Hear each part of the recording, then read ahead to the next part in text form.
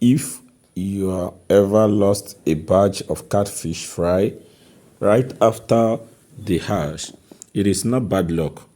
It is almost always one specific mistake with water and feeding timing. Fix that, and you can go from eggs to fingerlings fast without the usual crash.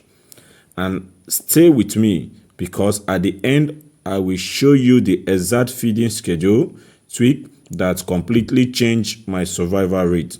This is for you if you're raising catfish at home in a small pond, tank setup, or a hatchery style system, and you want a faster and compatible growth.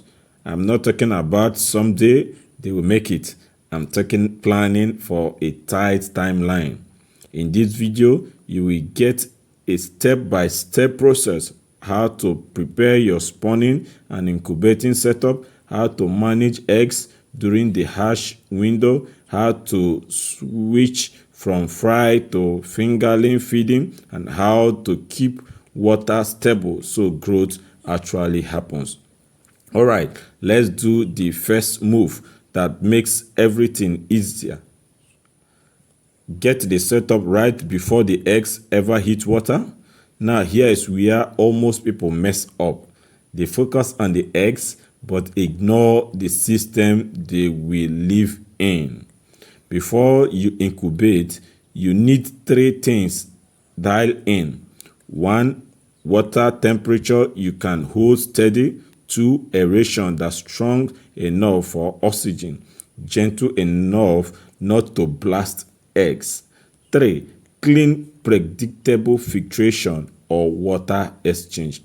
If you're trying to grow catfish fast, stability beats drama. A small swing in temperature or oxygen can set you back days. Quick reality check. Catfish embryos and newly hatched fry don't forgive sloppy water, so your goal is boring water. So do this. Check your temperature and set your water heater, chiller if needed. Run your aeration or diffuse oxygen 24 hours before you introduce eggs. Make sure your water source doesn't smell like soap, bleach, or fertilizer. If you're using a recirculatory tank, keep the flow gentle near the incubation area. If you're using ponds, choose a protected corner where you can control shading and keep the water calmer. One more thing people forget, have a just-in-case plan for oxygen. Even with good aeration, warm days drop dissolve oxygen fast. Now, once the system is ready, the eggs are the easy part, at least compared to what happens right after hatch. Incubate catfish eggs, oxygen, cleanliness, and the right water depth. Most people ask, how do I incubate eggs? But the better question is, how do I avoid fouling?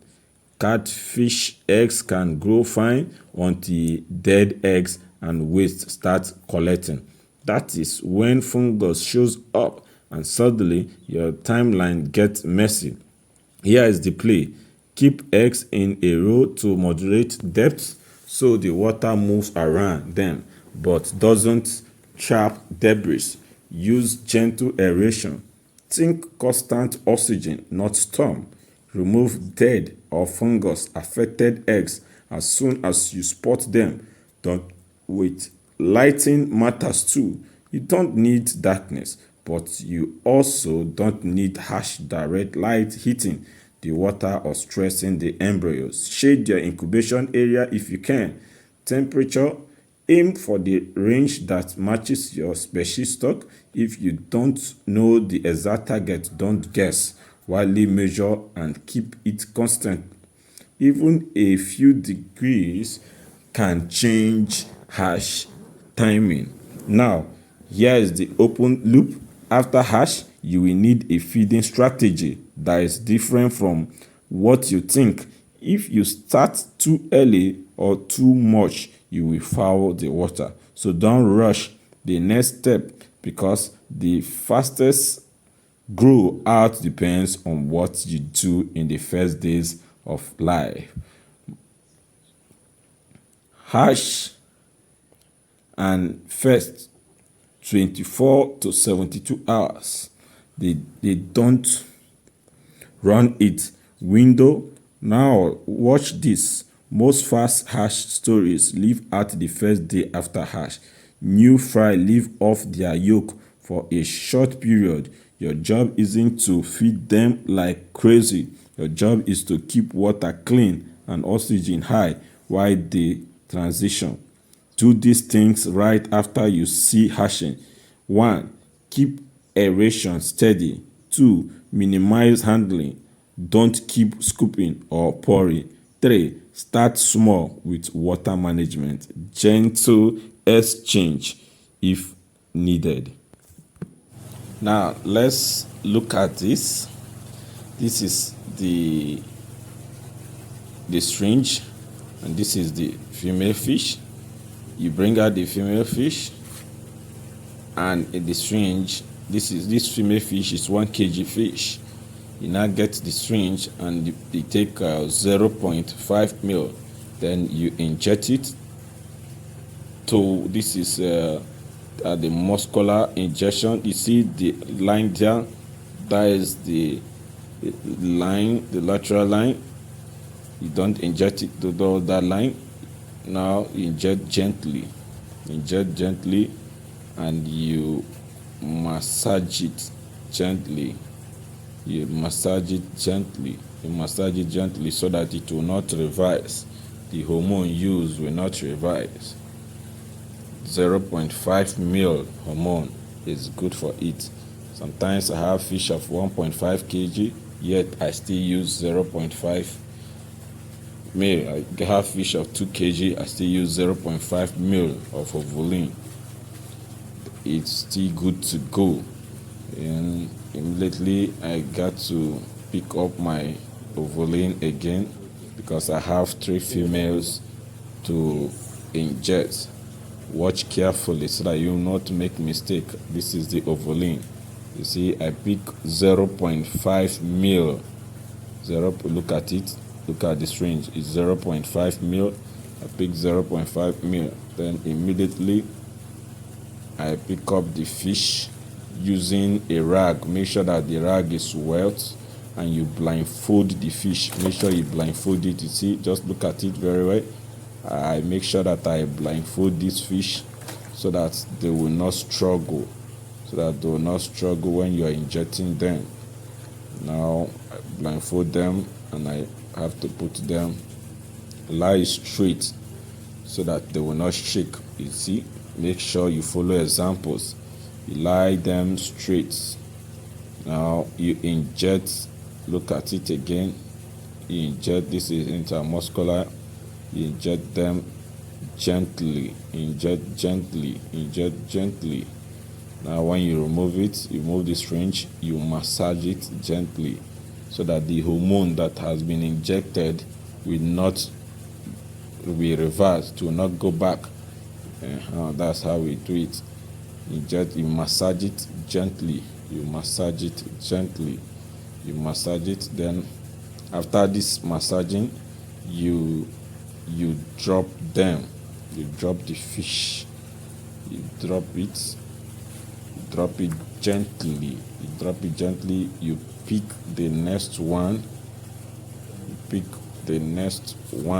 If you're having more fishes to inject, you pick the next one, and when picking, you get your syringe, and also you collect 0.5 ml of this hormone. This is Fingerling. Collect 0.5 ml. Immediately you do that, you get your fish using your wet rag. You make sure you blindfold the fish. Make sure you blindfold it so that the fish will not struggle. so that the fish will not struggle. Make sure you blindfold it. As you see, blindfold the fish.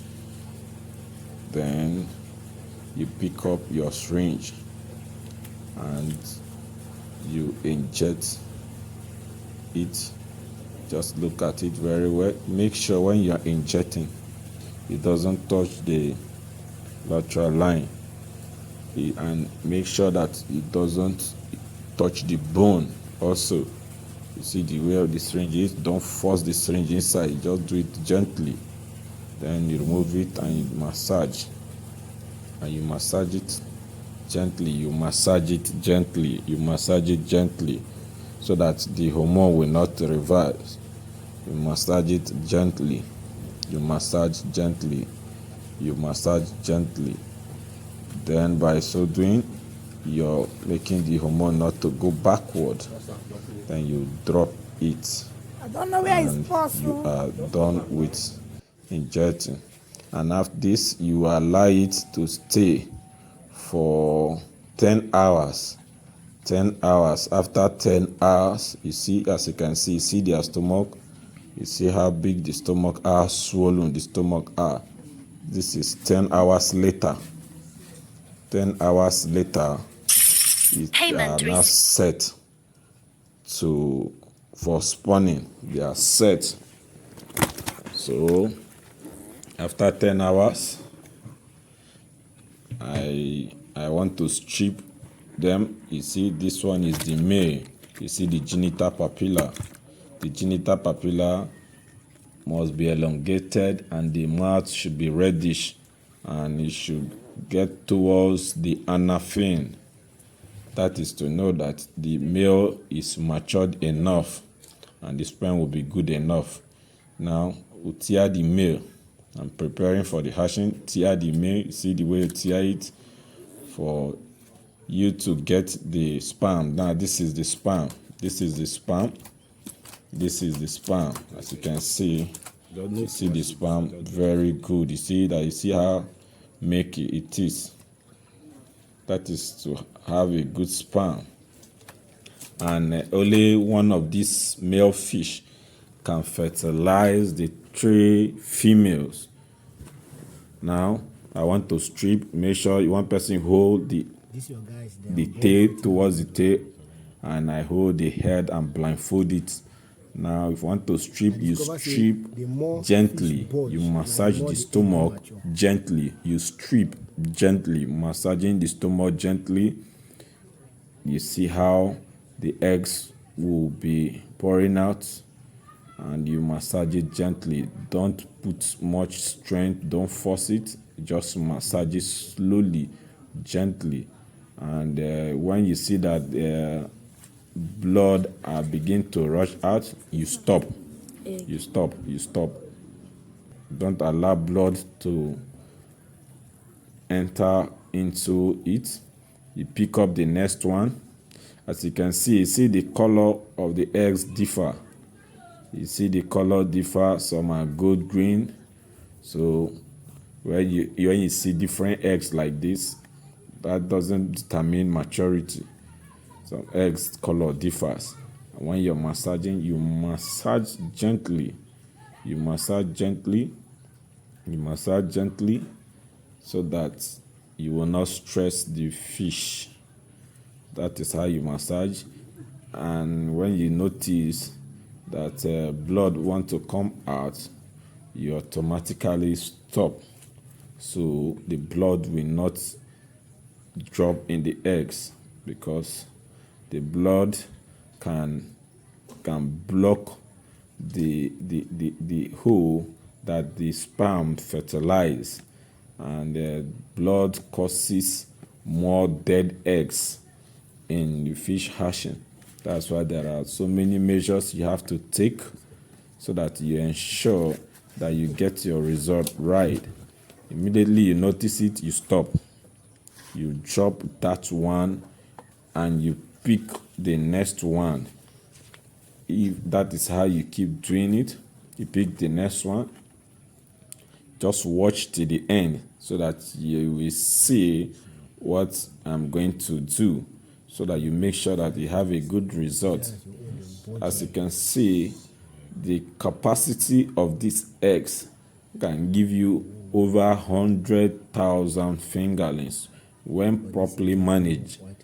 And I'm going to show you all the directions, how to handle it from this stage, how to fertilize the eggs. I'm going to show you so that you will learn these things. I'm going to ensure that I show you everything. Now, this is the sperm. This is the sperm. You see, just one male. This is the sperm. Now, he cut the sperm. You see, he cut it. You see how they are dropping. You see how they are dry. The sperm is dropping. You see how the sperm is dropping. Very good, very milky. You can see it's very milky. It's not black. When the sperm is black, it's bad. It will not be good enough to fertilize the eggs. But you see how juicy they are, milky. They are very nice. This one will give you a better result. Now, I have to cut the second one again. You can pour the sperm there. Just drop it after opening it. Now you pick up the second one because there are two sperm. You pick up the second one and you cut it. You can turn it first so that the second one you want to cut can touch the other part. You pick the second one and you cut. You see the sperm. Very good, very good. Only this one can fertilize the 3 females. You see that we use 3 female. You see only 1 male because the sperm is very good enough to fertilize these 3 females. Now you see how it is. You see how juicy it is. Now you use your spoon and stir it for about 30 seconds. You stir it for about 30 seconds. Now you go and get water. I usually take the water from the pond I want to spread the eggs. I take water from it and I pour it, then I stir it. Keep stirring for about 1 minute. You keep stirring, for about 1 minute. At this process, fertilization has taken place. Fertilization has taken place at this point. Now you decant your water. What I mean by decanting, you remove the water gently. Remove the water gently. That decant the water. Remove it gently. Then you stir again. Then it's good to go. You start spreading it on the kakaban. This is a net that has been set before this process. It's just because you just set it, immediately you're done with this fertilization, you begin to spread your eggs on the kakaban. You spread it so that they will not stick together. Make sure you spread it very well. You see the way I'm doing it. That's why I say you should watch to the end so that you see, because the better you spread these eggs, the better the hatching and the better the survival rate of the eggs, because mortality starts from this stage. Before you know, you have more dead eggs than the hatched ones. These are the simple techniques you should handle. If you look at it very well, you see how they spread very well. You see, they are not sticky together. I make sure that I spread it very well so that they will not just gum together. And by this process, you have over 95% that will hatch and will give you good results. Imagine using 3 female to have over 100,000 fingerlings. That is a massive one. And fish of 1 kg giving you this result is a very good one. So please, I want you to listen and watch to the end so that you will get what you want, so that you will not be complaining of having issues, because there are so many steps I'm going to show you that you will learn and you will have a good result at your home. So this is how you spread it. Make sure you spread everywhere. You make sure you spread everywhere gently and slowly. You spread everywhere. And at this point, I don't run flow through. I don't run flow through. I just allow the water temperature to be the same. You can see I don't run flow through at this point. I allow the water temperature to be the same, because sometimes when you begin to run flow through, you begin to change the water temperature, and the water temperature affects these eggs. It affects the eggs. And maybe you may not have good hatching. You may not have result. You may not have good hatching. You may not have good hatching. You may not have good hatching. You see the way I do it. This is 24 hours. 24 hours, they begin to hatch. 24 hours. 24 hours later, you see the fish. These are the eggs. The fry begin to leave its shell, and it passes through the net, the tiny holes in the net. It passes it and drops to the ground, the downside of the pond.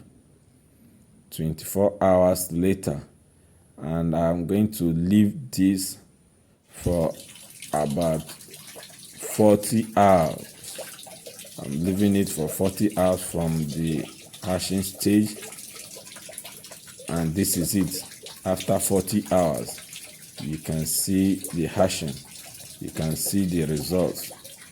After 40 hours, you see the white shells. You see the white shells. The fish have hatched very well. You can see. You see over 90% of this fish hatched. Almost 95% have hatched. You see, giving me a very good result after 40 hours. And I remove the net, which is the kakaban, with the white shell on it. I remove it, and this is the result. You see, look at it, very massive. You see, this is massive hatching. This is massive hatching. After removing the kakaban, this is the result. You see where they gather together. They gather together. See, look at it. If you can watch carefully, you can see them. So these are a day old. These are a day old fry. You see, they gather together. They stay at the edge of the pond. They move around all the see other places. They stay at the edge of the pond. This is how they look like. And at this stage, you don't feed them. You begin to run your flow throughs after 24 hours. You keep running your flow through. Now you can see the flow through. You run it gently. Don't run the water with speed. You don't run the water with speed, because this fry, they are very fragile at this stage. You can see how it is, the flow through. These ones, they are about 2 days. They are 3 days old here. They are 3 days old. And at this stage, they are beginning to spread at the pond and ready to feed. But I don't feed them by 3 days old. I actually feed my fish. They are 4 days old. They are 4 days old. Their mouths are very open and they are not ready to feed. At this 4 days old, I begin to feed them. But these ones are 3 days. I don't feed them. You see the next phase now, they'll be 4 days old. That is when I prepare my feed. And which feed do I use? 0.3 coupons. I ensure I use 0.3 coupons. Some persons use 0.2, but 0.2 actually pollute water faster if you don't know how to handle them. It pollutes water faster. So I don't use 0.2. I will encourage you as a beginner, use 0.3. And you begin to feed them in 4 days old. But how do I mix my feed so that they will be able to survive? I ensure that I mix my feed properly using some antibiotics. These are now 4 days old and they are ready to feed. These are 4 days fry which are ready to feed. And this is the first time of feeding them. When feeding them for the first time, you don't pour feed anyhow. You just drop a little fingertips. You just pick them and sprinkle it around the pond. At this stage, they don't eat too much. They just little, so that the feed will not pollute the water, because we talk more about water pollution. And you can see here, these ones, they are now a week old. They are a week old. Make sure you run your flow through very well. After 7 days, remove them from this pond and take them to another pond. If you don't have 2 ponds, you can remove them from this pond and put them in a bigger rubber and wash your pond very well. After washing your pond, you bring them back. You see my flow through at a week old. Make sure that your flow through is accurate so that you have enough dissolved oxygen in your pond. At this stage, this is the most critical stage, that if you don't handle them properly, they begin to die. At 7 days old, 8 days old, 9 days old to 10 days old, you run your flow through very well. You look at the accuracy, the amount of water that is dropping at the other level should be the same amount of water going out. Now look at my feed. Get some antibiotics like Flag-G and tetracycline and mix in your feed with a little groundnut oil so that the feed will mix up with the drugs. Then ensure you feed them gently. You don't pack feed and feed.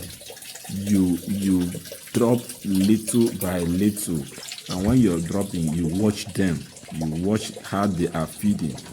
If they are not yet okay, you pick a little and sprinkle on the water so that they will feed. Make sure you don't pour too much feed. Look at the feed. You can see, look at it very well. You see the feed. You see the feed floating on the water. To begin to pick. Don't just pack feed and pour it because the fish are much and you feel they will finish it. No, at this stage they don't eat much. And you make sure you keep to time in feeding. You can feed every 2 hours or every 3 hours. For me, I feed every 3 hours. You see that they are always hungry and you feed them. 3 hours, you begin to feed them and they will respond. You see, they will give you uniform growth.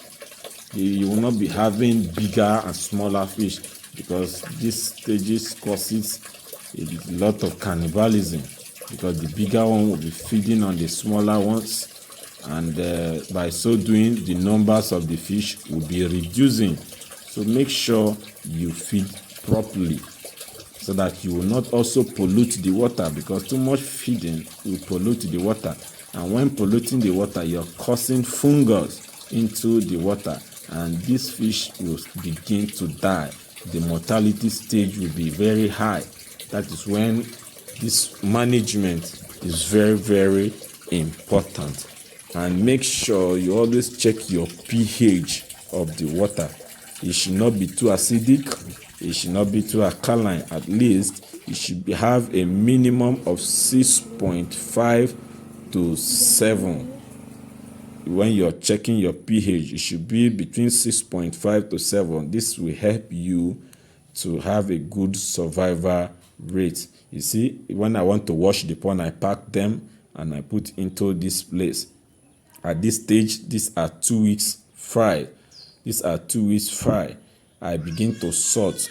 You can sort using your basket.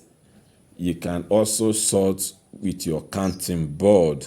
Then you remove the shooters, which are the jumpers. You begin to sort them so that you avoid cannibalism. You avoid cannibalism because the shooters will begin to feed on those other smaller ones, and so doing your numbers of fishes will automatically reduce. This will help. If you have any question, please you ask your question on your comment section, and ensure you follow me so that I will teach you more. Thanks.